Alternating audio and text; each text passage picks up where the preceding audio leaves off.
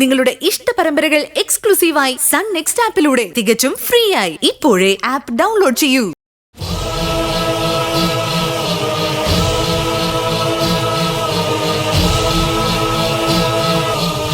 എവിടെയാണെന്നറിയില്ല, എവിടെയോ ഉണ്ട്. പക്ഷേ ലക്ഷ്യത്തിലേക്കുള്ള പണി തുടങ്ങിക്കഴിഞ്ഞു. ആശുപത്രിയിലേക്ക് ഒരു തവണ വിളിച്ചിരുന്നു. എൻ്റെ നമ്പർ കൊടുത്തിട്ടുമുണ്ട്. എന്നെ കോണ്ടാക്ട് ചെയ്തു കഴിഞ്ഞാൽ പിന്നെ ബാക്കി ഞാൻ നോക്കിക്കോളാം. തമിഴ്നാട്ടിൽ ആ ആശുപത്രി തന്നെയാ സേഫ്. അവിടേക്ക് തന്നെ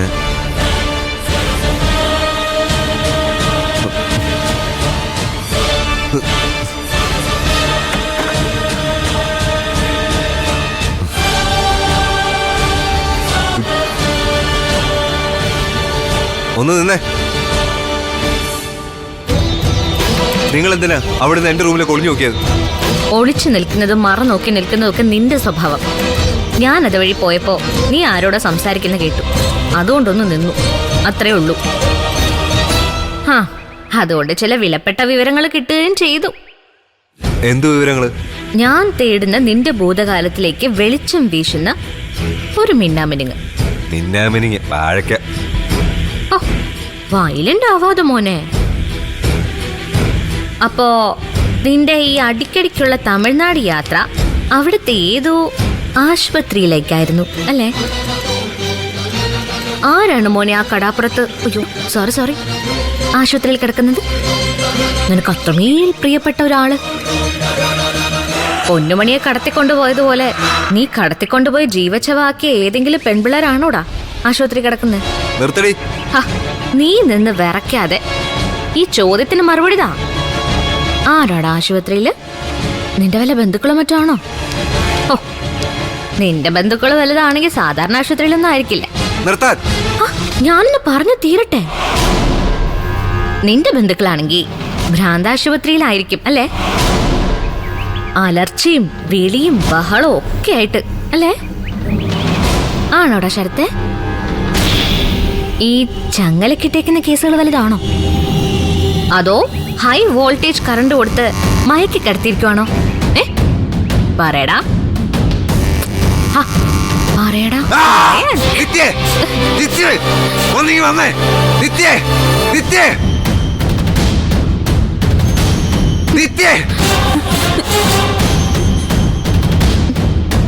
എന്താ എന്താ ശരത്തേട്ടാ, എന്ത് പറ്റി? ഈ സ്ത്രീ ഇവരെന്നെ മുറി കയറിയോന്ന് എന്നെ അപമാനിച്ചു. ഇവര് ശരത്തേണ്ണ അപമാനിച്ചെന്നോ? എന്ത് പറഞ്ഞു? ഇവരെനിക്ക് ഭ്രാന്താന്ന് പറഞ്ഞു. എന്റെ ബന്ധുക്കൾക്കൊക്കെ ഭ്രാന്താന്ന് പറഞ്ഞു. ഞാൻ എന്റെ ജീവനെ പോലെ കൊണ്ടു നടക്കുന്ന ചിതാഭസ്മ കലശിനകത്ത് കിടന്ന് ഉറങ്ങുന്ന ആൾക്ക് വരെ ഭ്രാന്താന്ന് പറഞ്ഞു. ശരത്തെ, ദേ ചുമ്മാ അനാവശ്യം പറയരുത്. ഞാൻ അങ്ങനെയൊന്നും പറഞ്ഞിട്ടില്ല. അമ്മേ, അച്ഛാ, ഇങ്ങോട്ടൊന്ന് വന്നേ. അമ്മേ, അച്ഛ ഇങ്ങോട്ടൊന്ന് വന്നേ. എന്താ എന്താ നിത്യ? എന്താ എന്താ എന്താ നിത്യമോളെ? എന്താ നിത്യ എവിടെ? നിങ്ങളുടെ മരുമോളെ നിലക്ക് നിർത്തിക്കോണം. ഇവര് ശരത്തേന്റെ മുറിയിൽ എന്തിനാ ചെന്നത്? സ്വസ്ഥമായിട്ടിരുന്ന ശരത്തേണ്ട വന്ന് അപമാനിക്കാൻ ഇവരാരാ? എന്താ ദേവികെ പ്രശ്നം? അമ്മേ, ഞാനൊന്നും പറഞ്ഞില്ല. ശരത്ത് ഏതോ ആശുപത്രിയിൽ പോകുന്ന കാര്യം ഫോണിലൂടെ പറയുന്നത് ഞാൻ കേട്ടു. അതെന്താന്നൊന്ന് ചോദിച്ചു പോയി, അത്രേ ഉള്ളൂ. ദേവിക എന്തിനാ അതൊക്കെ ചോദിക്കുന്നേ? മോളെന്തിനീ ആവശ്യമില്ലാത്ത കാര്യത്തിലൊക്കെ ഇടപെടാൻ നിൽക്കുന്നേ?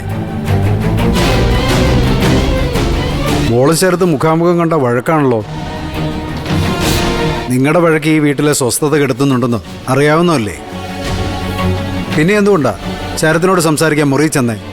അച്ഛാ, ഞാൻ ശരത്ത് ഇത്ര വയലന്റ് ആവുന്നൊന്നും കരുതിയില്ല. എന്നോട് വന്ന് ഓരോന്നും ചോദിക്കാറില്ലേ, അതുപോലെ കേട്ട കാര്യം ഒന്ന് ചോദിച്ചു, അത്രേ ഉള്ളൂ. അയ്യ, നെഗളിപ്പുകാരിക്ക് ഒരു ദിവസം പോലും വഴക്കുണ്ടാക്കാതെ അടങ്ങി ഒതുങ്ങിയിരിക്കാൻ പറ്റത്തില്ല. അവള് തുള്ളിക്കളിച്ച് അങ്ങോട്ട് കയറി ചെന്നേക്കുന്നു പാവം പിടിച്ച ചെറുക്കനോട് വഴക്കുണ്ടാക്കാൻ.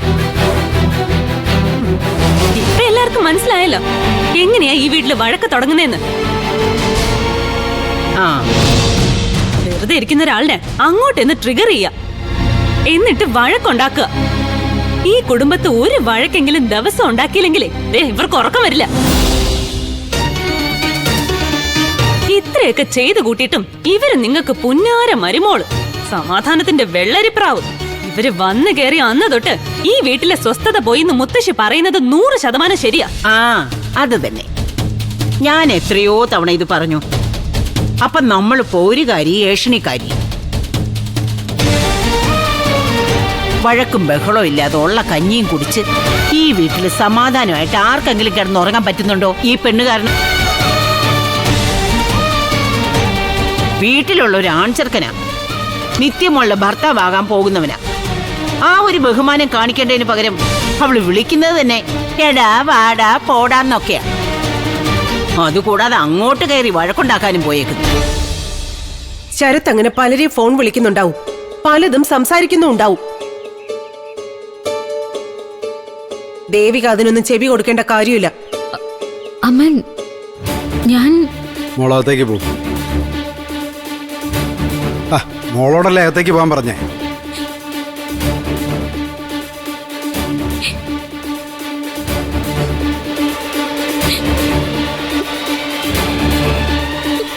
ഇവരെ കുറച്ചെങ്കിലും നിങ്ങളൊന്ന് മനസ്സിലാക്കി വെക്കുന്നത് നല്ലതായിരിക്കും.